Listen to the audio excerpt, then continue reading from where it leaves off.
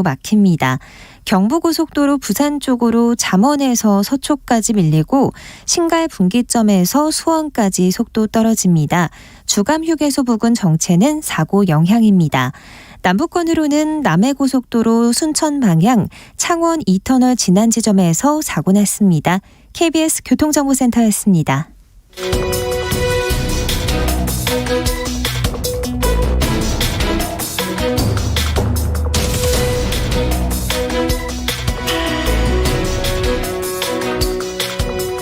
여러분께서는 끝장 토론 각설하고를 듣고 계십니다.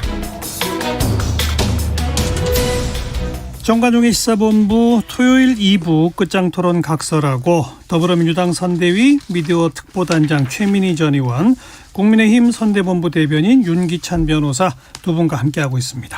자, 후반부 토론에 또 공통질문, 이번 주에 가장 핫했던 말 한마디. 윤 대변인 먼저 이번에. 저는 이재명 후보께서 최근에 했던 극우 포퓰리즘이다. 이 복합 쇼핑몰 관련해서 윤 후보의 발언에 대해서 저는 맥락이 좀 이해를 못 하겠어요. 그래서 이것은 그야말로 규정을 하신 건데 사실은 좀 지역 민원에 대한 대응 공약을 한 윤 후보에 대한 그 행위에 대한 평가로는 상당히 좀 아직까지는 제가 이해할 수 없다. 좀 과했다?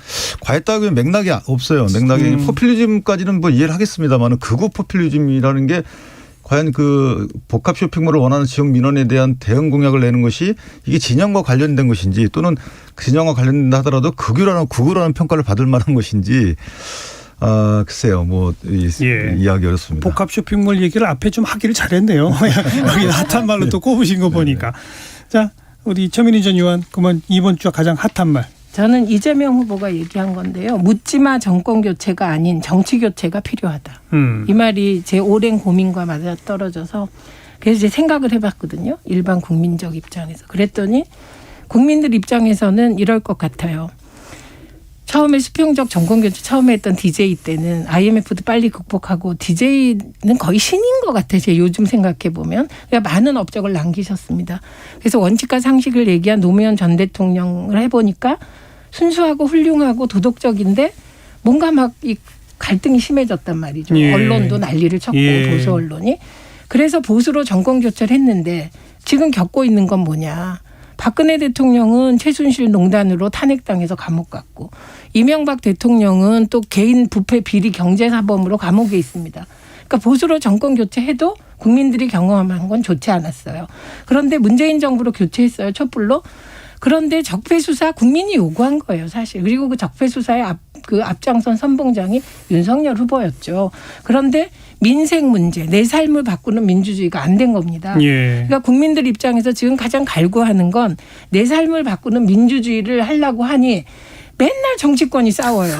이래도 싸우고 저래도 싸우고 추경 50조. 우리는 여야가 합의하는데 왜 안 돼? 그리고 윤석열 후보도 합의하고 이재명 후보도 합의하는데 왜 안 되지? 답답해서 죽겠는 거죠. 그러니까 국회가 맨날 싸우기나 하고 국민의 삶을 해결 못 해주니 정치권 좀 확 갈아엎어 보면 안 돼? 그게 정치 교체다? 예, 그래서 불판 얘기가 나온 거잖아요.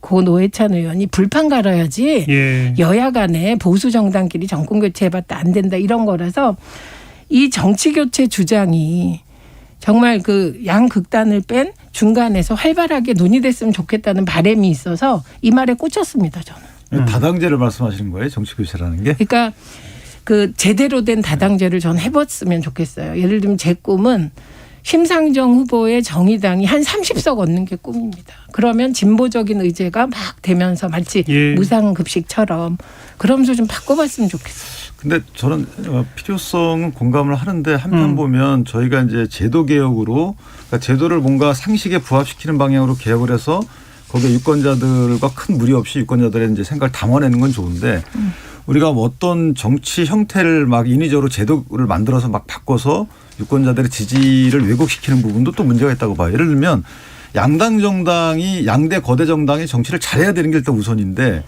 양 거대 정당을 만들어 주신 것도 국민이거든요. 지금 180석, 172석 드린 것도 국민이에요, 사실은. 그러니까 이거를 받아서 못한 이제 정치권이 문제가 있는 것이지 제도의 탓은 아니다. 구도를 이 구도가 이렇게 보니까 양당이 탄생을 했는데 그 양당 자체가 잘못된 거다.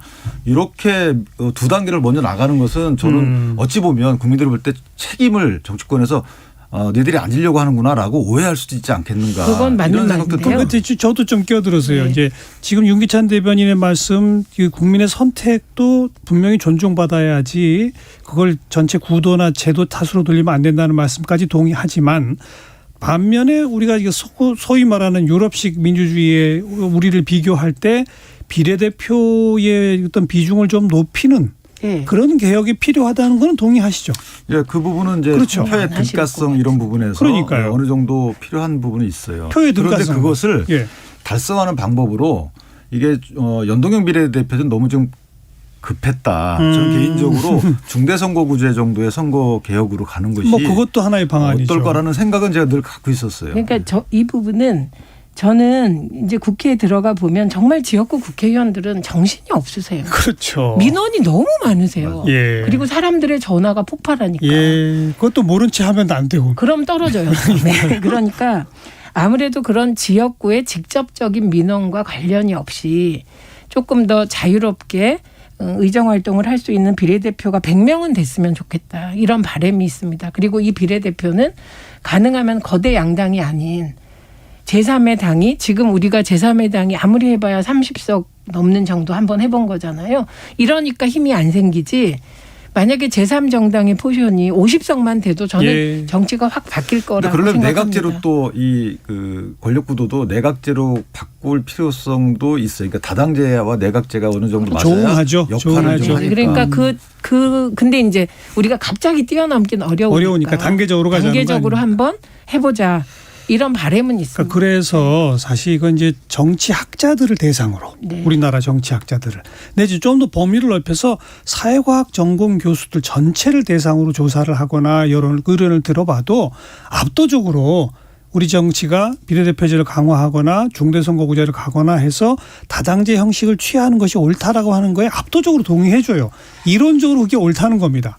그래서 이제 뭐 일부 그 어떤 국민 운동까지 벌어져 갖고서 지난번에 이 정당 명부식 비례대표를 만들었더니 결과론적으로는 또 거대 양당이 비례 위성정당 만들어서 이 제도 자체를 말아먹는 걸 보고 이게 합의가 완전히 거치지 않아서 그래요. 완전히 전 네. 야 정말 절망스럽다 이런 생각을 한 왜 적이 저 있어요. 말씀을 하시냐면 저는 이해찬 대표께서 늘 정말 그때 그 위성 비례정당 만든 거는 원칙이 맞지 않았다. 이걸 예. 인정하세요. 그런데 대표는 현실이다 보니 미래통합당을 국민의힘 쪽에서 만드니까 안 만들면 이거는 의석수가 정말 차이가 많이 나니까 한 건데 이게 다 변명이죠. 우리가 다. 양쪽 다 그래요. 결과적으로는. 예. 결과적으로는 그렇지만 시작은 국민의힘이 했습니다. 한 가지만 제가 말씀드리면 사실은 국민의힘 그러니까 그때 당시 그런 말들이 오갔어요. 게임의 룰을 만들면서 제2당을 이제 빼고 사실 강행 처리한 거기 때문에 그 뒤에 2당이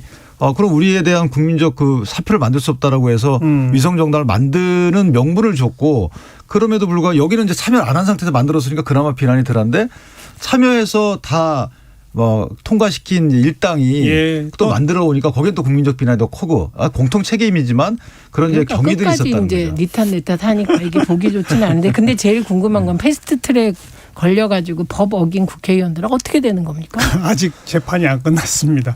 그 빠루 여전사도 자, 계셨는데. 이 정도 하고요. 그 최근에 여론조사를 보도하는 언론 보도들의 이 공통점들이 박빙으로 가더니 약간 움직인다. 이런 조짐. 그리고 약간 움직인다가 윤석열 후보가 좀 앞서는 쪽으로 움직인다. 대체로 그런 보도들이 나오고 있어요. 우선 요 상황에 동의하시나요? 네, 양쪽? 동의합니다. 그래요. 그럼 이런 상황이 벌어지는 이유는 뭐라고 보시고? 이 부분에 대해서 이게 어제 이후로 오늘 분위기가 또 달라지고 아, 그래요? 있습니다. 그러니까 이번 선거의 특징은 이게 파도가 여러 번 친다는 오. 거고 아직 그 파도가 잔잔해지지 않았다. 어허. 근데 이 부분을 놓고 여러 말씀이 있습니다만 저는 이 균열이 예를 들면 윤석열 후보의 검찰 강화에 동의해서 그렇다고 생각하는 그건 아니고. 아니고 코로나가 확산된 거. 코로나. 예, 그리고 방역 기준을 국민들 모두가 납득할 기준은 있을 수 없겠죠. 그건 하려고 그렇죠. 해도. 이해관계도 그런데 다르고. 최소한 가장 피해받는 분들, 소상공인과 자영업자들을 고려하지 않았다라는 불만. 그리고 결정적으로 추경 실패. 이게 이제 사실 이 여론조사는 추경 실패할 때까지 딱이거든요. 그러니까 그 이후 조사가 아니기 때문에. 그래서 그 실패에 대한 국민들이 민주당에 대해서 실망했다. 그래서 이게 보면 부동층이 늘어났습니다. 그래서 아직은 실망한 단계이다. 근데 이게 분노로 바뀌면 그건 고정될 것이다. 예. 네, 이게 제가 민주당에게 드리고 싶은 말씀이죠. 윤 대변인도 한번 해석해 보세요. 이런 변화를. 이제 선거일이 다가올수록 어느 정도 지지층 결집을 하죠. 결집을 하는 것이고 부동층이 줄어들긴 하는데 다소 이제 그 안철수 후보에 대한 지지율이 그렇게 떨어지지 않는 상태에서 윤 후보 지지율이 좀 올랐거든요. 예. 저는 개인적으로 부동층이 움직였거나 또는 이재명 후보에 대한 지지율이 뭐 넘어오진 않았지만 어쨌든 좀 빠졌다. 상대적인 개념입니다. 그 이유는 저는 이 후보께서 공약에 대한 국민적 평가는 크게 다르지 않다고 봐요. 그런데 각종 제기되는 여러 가지 이제 의혹들에 대한 해명 과정이 조금 아직까지는 충분치 않다. 뭐 윤 후보도 충분치 않은 부분이 있습니다만은 이 후보에 제기된 좀 더 많은 이런 의혹들에 대해서 조금 상식적으로 볼 때 아직까지 이해 안 되는 부분이 좀 있다. 이런 부분에 대한 반영이 아닌가라는 생각을 하고 있어요. 저는 그래서 제가 민주언론시민연합 칭찬한 겁니다. 분위기 보도에. 보도량 저희가 매일 분석하는데 예를 들면 윤석열 후보 부동시에 대한 의혹이라든가 김건희 씨 의혹이라든가 최은순 씨 의혹은 계속해서 터지고 예를 들면 어제 한국일보가 보도한 대장동 그분이 이재명이 아니다라는 녹취록. 그게 현직 대법관이다. 아주 찍어서 얘기를 했거든요. 이름까지. 근데 이름은 얘기할 수 없고. 예. 이런 보도가 후속 보도가 하나도 없습니다. 사실 대장동 그분은 너무나 많이 언론들이 보도했는데 막상 녹취록에서 대장동 그분을 적시한 내용이 나오자 언론이 보도를 하지 않습니다. 근데 이 부분은 제가 늘 칭찬하는데 국민의힘 공보단이 너무 잘하십니다. 그리고 민주당은 너무 순둥순둥 하셔서 저는 프레임 전쟁에서 민주당 공보가 밀리고 있다. 그게 지금 말씀하신 결과다. 이렇게 생각하고요. 공보는 사실과 진실에 바탕을 둔 거기 때문에. 네. 근데 사실은 아닙니다. 사실에 바탕 안 둔 거 많아요. 의원님 녹취록 말씀하시는데 저희도 확인되지 않은 녹취에 대한 것은 공세를 취하지 않았어요. 예를 들면 윤석열 뭐 내가 이렇게 하면 죽는다 이러고 엄청나게 많은 보도가 됐잖아요. 많은 공격을 삼으셨고 그런데 또 일부 녹취록에 보면은 이재명 게이트라는 단어도 등장해. 맥락을 확인해 봐야 되겠지만 어떤 의미인지. 그다음에 최윤길 전 그 성남시장이에게 뭐 이재명 후보와 그분은 이재명 그 시장과 뭐 협상해야 돼. 이런 또 녹취록도 일부 있었어요, 사실은. 거기에 대한 공세는 저희가 안 했거든요. 그러니까 이런 유불리에 대한 인식은 다소 다른 것 같아요. 검찰은 왜? 네거티브 이슈는 한쪽에서 1이 터져 나오면 상대 쪽에서 1.5를 하시고 상대 쪽이 2를 하시고 이게 자꾸 커져요. 근데 그게요. 국민의힘은 그렇게 잘하세요. 근데 민주당은 못하세요. 제가 보기. 정말 죄송합니다. 저 미워하지 마세요. 민주당 공보단께서는. 사실입니다. 자, 이러다 보니까 이제 그러면 후보 단일화 이슈는 없어지는 거냐 아직 살아있는 거냐 이게 또 아주 중요한 마지막 쟁점입니다. 아까 일부 시간에 이준석 대표와 제가 긴 시간 이 문제를 가지고 의논이라기보다는 인터뷰를 했는데 제가 논리적으로 봐서 지난번 오세훈 안철수 단일화 할 때 양당이 모두 합의했던 방식을 그대로 채택하자는 안철수 후보의 발언이 논리적으로 나온 문제 없는 거 아니냐라고 여러 차례 추궁을 해도 이준석 대표가 상황이 완전히 다르다. 그래서 경선 방식의 경쟁적 단일화는 절대 받을 수 없다가 확고하더라고요. 그리고 이제 결국은 그러면 후보 사퇴 지지 선언 그리고 합당 이 카드를 가지고 있는 그런 상태인 것 같은데 실제로 그렇습니까? 당 전체가? 근데 논리적으로 그 안철수 후보께서 제안하신 그 안이 맞다라는 것에 대한 전 동의가 좀 잘 안 돼요. 왜냐하면 일단 예를 들면 그 당시 이제 이준석 대표가 얘기했듯이 그 당시에는 거의 안철수 후보나 오세훈 후보나 비슷했어요. 누가 이길지 모르는 거죠. 어떨 때는 안철수 후보가 더 높을 때도 있었고 심지어는 안철수 후보 보고 오세훈 후보 출마 전에는 들어오라라고 했었어요. 당에 들어와서 당신이 우리 후보가 대출하라고 했을 정도로 이제 상당히 지지율이 높았던 상황이기 때문에 그때는 공평하게 이 여론조사 경선을 통해서 그것도 경쟁력 조사 50%, 적합도 조사 50% 아주 공정하죠. 예. 그렇게 해서 하는 것이 저는 공평하고 공정했다고 봅니다. 예. 타당하고. 근데 지금은 이제 상황이 달라진 거죠. 지금은 약 한 뭐 40%대 한 10% 미만이기 때문에 과연 여론조사로 이걸 정하는 것이 공평하냐, 공정치 않다. 저는 오히려 공정치 않고 지금 현재 나와 있는 매주 몇 번씩 나오는 여론조사가 오히려 공평한 거예요. 그러면 그걸 볼 때는 나중에 요구하는 내용을 들어주는 데 있어서 어느 정도 비율적으로 이걸 고려하자라는 정도의 결단에 의한 야권 통합 내지 단일화가 이게 공평하고 이게 논리적인 것이지 똑같은 걸 두고 하자. 왜 그러냐면요. 네 분의 후보를 두고 조사했던 그 수치하고 두 분에 대한 수치하고 다르잖아요. 여기에 뭔가 같은 변수가 생긴다는 거 아니겠습니까? 알겠습니다. 그렇기 때문에 고려한다 그러면 그게 바로 역선택이라는 거고. 뭐 역선택이든 알 수 의하면. 없는 뭔가가 작용한다는 것이죠. 예. 그러니까 강자의 논리죠. 이기고 있다, 필요 없다 이 말씀을 돌려서 하는 거로 보일 거예요. 아마 안철수 후보는. 근데 결국은 이런 얘기 아닐까요? 여론조사로 그러면 대통령 뽑죠. 뭐 투표하지 말죠. 무슨 말이냐면 예. 한 언론사가 여론조사를 했습니다. 질문의 내용을 살짝 바꿨더니 이재명 후보가 이기더라는 거예요. 예. 그리고 한 언론사가 정권 교체를 앞에 넣었더니 윤석열 후보가 이기더라는 예. 거예요. 그러니까 여론조사는 사실은 질문 문항에 따라 많이 달라져서 그래서 우리가 투표를 하는 거 아니겠습니까? 투표하고 여론조사가 똑같다면 여론조사로 뽑아버리죠 뭐. 그러니까 결국은 안철수 후보가 지금 가지고 있는 7%에서 11%. 저는 안철수 후보가 대단히 불행한 일을 겪고 나서 거의 백기투항할 거라는 분위기가 지배했잖아요. 예. 근데 제가 아니다. 안철수 후보 지지율은 오를 거라고 예측했어요. 그랬더니 2% 진짜 올랐더군요. 그 마지막 조사에서. 이거는 우리 국민이 가지고 있는 가장 큰 마지막 감정이 측은지심이에요. 그 불행이 안철수 후보의 정치적 판단이 잘못돼서 온 게 아니라 우연적 변수잖아요. 물론 그것도 구조적 이유가 있겠지만 그래서 이 안철수 후보의 7% 내지 11%를 국민의힘이 필요하지 않다고 생각하는 겁니다.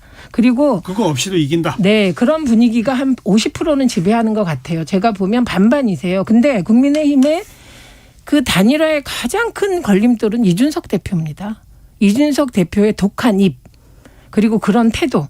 언론에 나와서 계속해서 우리는 100% 여론조사 절대 안 받겠다.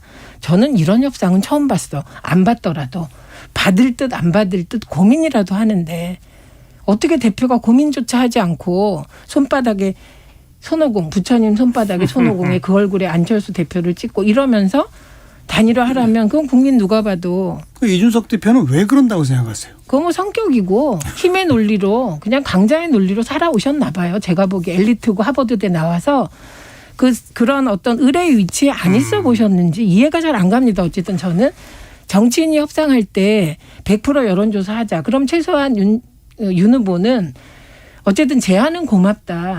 그런데 아쉽다. 이렇게 표현했잖아요. 예. 근데 당대표가 나서서 우리 100% 안 받아. 그러면 상대방은 뭐가 됩니까? 제가 잠깐 네, 설명해도 이준석 대표는 사실은 이제 단일화에 어떻게 보면 전면에 나설 수 없고 그렇게 권한도 있다고 보지 않습니다. 그리고 의원님 말씀처럼 이준석 대표가 감정을 상하게 하는 이런 글이나 뭐 문구, 사진 이런 것은 하는 건 옳지 않다고 봐요. 그것은 단일화를 위해서건 그렇지 않고 사회생활에서도 마찬가지입니다. 예. 다만 이제 이준석 대표가 그 입장을 취하는 것 그런 형태의 입장을 취하는 것은 당대표로서의 전략적인 측면도 없잖아 있다. 그리고 그런 전략적인 측면을 고단계에서만 보고 나서 국민의힘이 필요 없다. 단일화는 안 해도 된다라는 입장이다라고 단정은 아직 어렵다는 거고요. 상당한 많은 의원분들이 단일화는 반드시 필요하다. 그러나 이런 방식의 단일화는 옳지 않다라고 보는 겁니다. 그래서 안 대표께서 저는 조만간 그렇게 늦지 않은 시간에 결단을 해 주실 걸로 개인적으로 기대를 하고 있고요. 거다? 굴복이 아니죠. 그건 사퇴 형식이 아니고 어쨌든 야권 통합이라는 큰 틀에서 왜냐하면 말씀하실 때 더 좋은 정권 교체를 원하셨지만 그 더 좋은 정권 교체에서 형용사를 빼면 정권 교체거든요. 따라서 민주당과의 단일화를 선을 그으셨기 때문에 정권 교체에 본인이 다소간의 위험을 줄 만한 행동은 저는 하지 않을 거로 이렇게 생각을 하고 있어요. 더 좋으니 본인으로 정권 교체. 물론 그렇죠. 네. 근데 윤기찬 대변인 그러니까 뭐 결과론적으로는 후보 사퇴 지지 선언 뭐 이런 방식이 될 거다. 그렇게 저는 생각을 하고 있습니다. 이후에 이제 합당 절차가 거쳐진다 하더라도 어쨌든 내가 못해서의 후보 사퇴가 아니고 그건 방식적인 측면이죠. 최민희 전 의원은 전망해 보신다면. 뭐 그거는 전 전망 지난번에 했다 틀렸잖아요. 그래서 전망은 하지 않지만 그런 방식으로는 안철수 후보의 지지율을 많이 가져가지 못할 것이다. 이렇게 봅니다. 그러니까 즉 사퇴 후 지지 선언해도 네. 그 지지율이 윤석열 후보에게 다 가지는 않는다. 이게 아름다운 단일화는 예를 들면 100% 경선을 받으시는 거예요. 그러면 그 지지, 그러니까 이거 굴욕적인 방식이 아니니까 그 지지자들이 갈 수 있는데 안 그런 경우는 참 복잡하실 것 같습니다. 안철수 후보 또 지지자들이. 하나는 이제 안 후보께서 처음부터 어떤 정책을 내는 입장을 보면 예전처럼 중도 제3자 입장에서 단일화 어떤 시너지 이런 단일화를 염두에 뒀다기보다는 상당히 보수적인 성향의 정책을 내셨거든요. 언행도 그렇고 그것은 뭔가 많은 분들 초록이 동색이다. 그렇죠. 예. 그래서 어느 정도 이미 그 정도 바운더리에 들어가 계시다라고 생각합니다. 가전 인수세요. 근데 아무튼 시간이 그리 많지 않기 때문에 아마 일주일 정도 아니죠. 막판까지 모르는 거죠. 이 주제는 정말 막판까지 모르는 주제입니다. 자, 오늘 끝장 토론 각설하고는 이 정도에서 마무리 짓겠습니다. 더불어민주당 선대위 미디어 특보단장 최민희 전 의원, 국민의힘 선대본부 대변인 윤기찬 변호사 두 분 수고하셨습니다. 고맙습니다. 감사합니다. 정관용의 시사본부 토요일 순서 마무리 짓겠습니다. 잭슨 브라운이 부른 The Road Out 잠깐 들으시고요. 전도 내일 뵙죠. 안녕히 계세요.